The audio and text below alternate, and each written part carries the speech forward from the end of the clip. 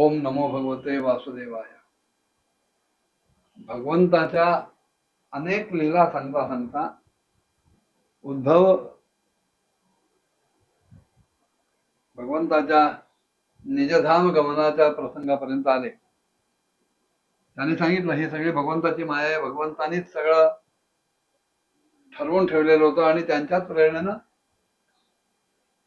त्या सांबाला बाकीच्या सगळ्या यादव कुमारांनी खेळता खेळता गर्भवती स्त्रीचा वेश दिला. सगळ्या मुनीश्वरांचा अपमान झाला त्या ह्याच्यात विचित्र प्रश्न विचारून. आणि त्याने जेव्हा सांगितलं की हिला मुसळ होईल तेव्हा सगळे भांबावले, चमकले. त्या मुसळाचा नाश करण्याच्या दृष्टीने अनेक प्रयत्न केले, त्याचं चूर्ण चूर्ण केलं तरी सुद्धा एक तुकडा राहिलाच. आणि मग भगवंतानी आपल्या सगळ्या यादव सेनेला, यादव परिवाराला प्रभास क्षेत्रावर बोलून घेतलं. कारण ज्या समुद्राकडनं द्वारका वसवण्यासाठी जागा घेतलेली होती तो समुद्र भगवंताच्या निजधाम गमनानंतर ती जागा परत आपल्या पोटात घेणार होता हे ठरलेलं होतं. त्या दृष्टीने भगवंताच्या सूचनेप्रमाणे सगळी यादव मंडळी त्या प्रभास क्षेत्रात आली. तिथे त्यांनी स्नान वगैरे करून पितर देवता आणि ऋषींचं तर्पण केलं. ब्राह्मणांना अनेक प्रकारची दानं दिली. सोनं, चांदी, शय्या, वस्त्र, मृगचर्म, कंबळ, पालखी, रथ, हत्ती, भूमी अनेक प्रकारची दानं दिली. आणि त्याच्यानंतर गायी आणि ब्राह्मणांसाठी सुद्धा प्राण धारण करणाऱ्या त्या वीरांनी पृथ्वीवर सुद्धा आपलं मस्तक टेकून नमस्कार केला. आणि हे सगळं झाल्यानंतर ब्राह्मणांची आज्ञा घेऊन, संमती घेऊन त्या सगळ्या यादवांनी भोजन केलं आणि मैरेयक नावाचं मद्य त्यांनी प्राशन करायला सुरुवात केली. आणि ह्या मद्याचा प्रभाव त्यांच्यावर इतका झाला की त्यांच्या ठिकाणचं सगळं ज्ञान नाहीस झालं. एकमेकांना अपशब्दांनी, दुर्वचनांनी ते दुखवायला लागले. बुद्धी बिघडली आणि त्याच्यातच त्यांची मारामारी सुरू झाली. भगवंतानी आपल्या मायेची ही विचित्र गती बघितली आणि सरस्वती नदीच्या जलाचं आचमन करून एका वृक्षाच्या खाली ते बसले. शरणागतांचं दुःख करणारे भगवान श्रीकृष्ण आपल्या कुळाचा संहार करण्याची इच्छा झाल्यानंतर सुद्धा मला सांगत होते की उद्धवा, तू आता बद्रिकाश्रमाला निघून जा. भगवंताचा आशय मला कळून सुद्धा आता भगवंत निजधामाला जाणार आहेत याची कल्पना येऊन सुद्धा मी माझ्या स्वामींच्या चरणांचा वियोग सहन न झाल्यामुळं त्यांच्याच मागे मागे राहत होतो. आणि असं राहता राहता प्रभास क्षेत्रामध्ये त्यांच्या पाठोपाठ मी जाऊन पोहोचलो.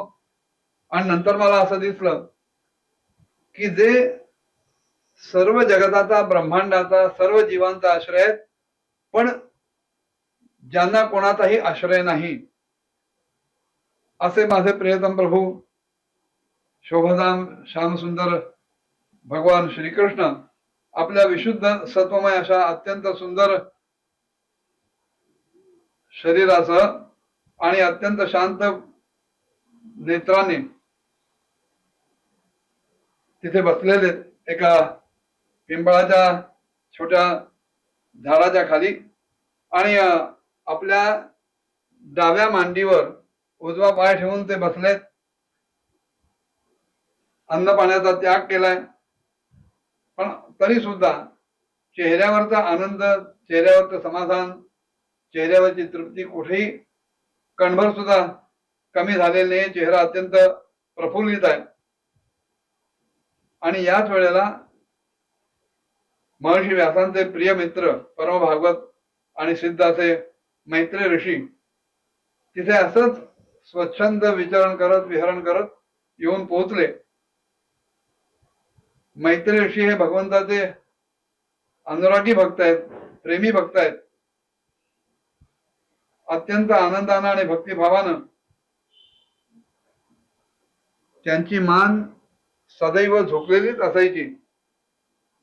आणि भगवंताने सुद्धा त्यांच्या त्या भक्तीचा, विनम्रतेचा स्वीकार केला. आणि मला त्याने सांगितलं की उद्धवा, तुझी जी आंतरिक भावना आहे, आंतरिक अभिलाषा आहे, इच्छा आहे, ही सगळी मी जाणतो. आणि म्हणूनच तुला मी आता ते साधन देतोय की जे अन्य कोणासाठीही दुर्लभ असेल. उद्धवा, तू पूर्वजन्मी वसू होतास. विश्वाची रचना करणाऱ्या प्रजापती आणि वसूंच्या यज्ञामध्ये मला मिळवण्याच्या इच्छेनं तू माझी आराधना केलीस, भक्ती केलीस. आणि आता लक्षात घे की हा तुझा शेवटचा जन्म आहे. कारण ह्या जन्मात तू माझ्याकडनं अनुग्रह मिळवलेला आहेस, प्राप्त केलायस. आता हा मर्त्यलोक सोडून मी माझ्या ठिकाणी जाणार आहे, निजधामाला जाणार आहे. ह्या एकांतामध्ये तुला जे माझं दर्शन होत आहे याचं कारण तुझी जी माझ्या ठिकाणी अनन्य भक्ती आतापर्यंत चालत आलेली आहे तेच आहे. आणि तुझं भाग्यही थोर आहे, त्यामुळे मी तुला असा एकांतात दिसलो.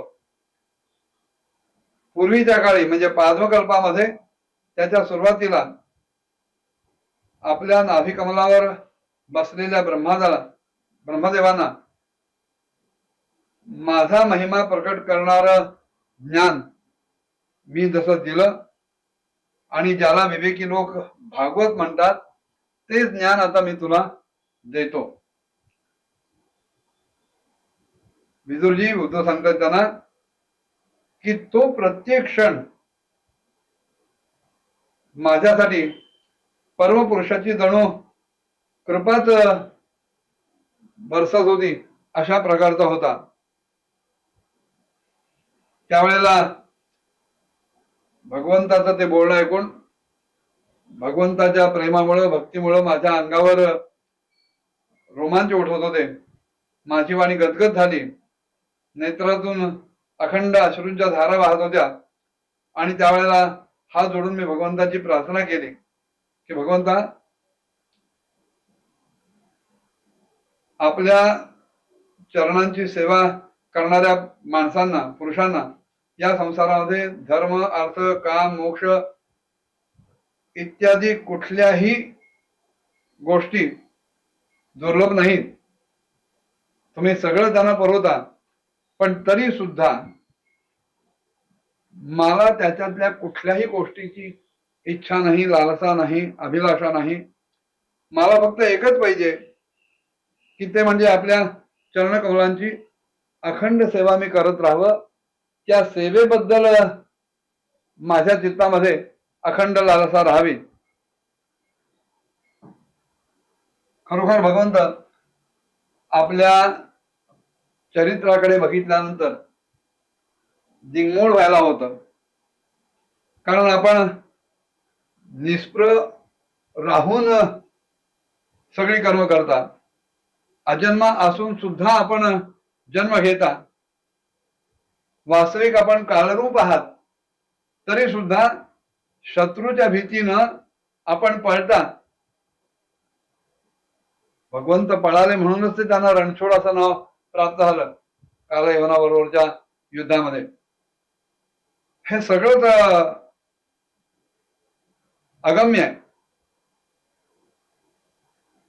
आपण द्वारकेमध्ये जाऊन लपता, स्वतः आप्तकान स्वात्माराम असून सुद्धा 16,108 स्त्रियांच्या बरोबर आपण रमण करता. हे सगळं विचित्र चरित्र बघितल्यानंतर मोठमोठ्या विद्वानांची बुद्धी सुद्धा गुंग होते, त्यांना ह्याचा उलगडा होत नाही. भगवंत आपलं स्वरूप ज्ञान सर्वथा आभास आणि अखंड आहे, पण तरी सुद्धा काही प्रसंगी आपण माझ्याकडे सल्ल्याची मागणी करता, मुद्दाम मला पाचारण करून जवळ घेता आणि माझ्याकडनं काही सल्ला मागता. ही जी काही आपली लीला आहे ही खरोखर अगाध आहे आणि मला मोहित करून सोडणारी आहे. तेव्हा भगवंता, आपल्या या स्वरूपाचं गूढ रहस्य प्रकट करणारा जो श्रेष्ठ असा ज्ञान मार्ग आपण ब्रह्मदेवांना सांगितला, तो जर मी ऐकण्यायोग्य आणि समजण्यायोग्य जर असेल तर आपण कृपा करून तो मला सांगावा, की ज्याच्यामुळे या संसार दुःखापासून मी सहज मुक्त होऊ शकेन. उद्धव भगवंतांना पुढे सांगतायत की अशा प्रकारे आपल्या हृदयातला भाव मी भगवंतासमोर प्रकट केला, तेव्हा परमपुरुष कमलनयन अशा भगवान श्रीकृष्णांनी मला आपल्या स्वरूपाच्या परमस्थितीचा उपदेश केला आणि अशा प्रकारे पूज्यपाद गुरु श्रीकृष्णांच्या आत्मतत्वाची उपलब्धी त्याचं जे साधन आहे ते ऐकल्यानंतर मी भगवान श्रीकृष्णांना प्रदक्षिणा घातली, त्यांना नमस्कार केला आणि तिथून मी आता इथे यमुनेच्या काठी आलोय. जोपर्यंत भगवंत माझ्या समोर होते तोपर्यंत त्यांच्या दर्शनाने अतिशय आनंद होत असे, पण आता भगवंत देहानं दिसत नाहीत म्हटल्यानंतर मला चित्तामध्ये अत्यंत व्याकुळतेचा अनुभव येतोय.